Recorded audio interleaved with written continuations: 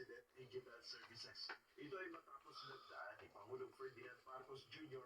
ang value-added tax o VAT sa digital services sa Malacanang kahapon. So, pwedeng magkaroon ng price increase, but again, I think it would be minimal, hindi naman yung 12% automatically sila also eventually and same rate.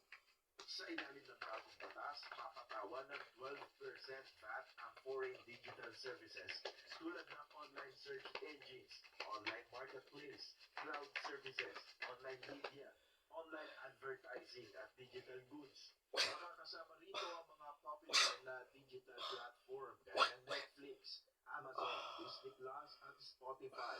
Kung tutuusin ay kay Bureau of Internal Revenue Commissioner Romeo Lumagi Jr., hindi na dapat ipasa pa sa mga consumer ang ipapataw na VAT sa digital services. Nagbabayad na naman talaga dapat sila from the very beginning. So they should have incorporated that yung concept ng VAT na yan sa simula pa lang during that pricing. Ayon sa Department of Finance, exempted sa 12% VAT ang mga educational services tulad ng mga online courses at webinars ng mga private institutions. If you're going for subscription,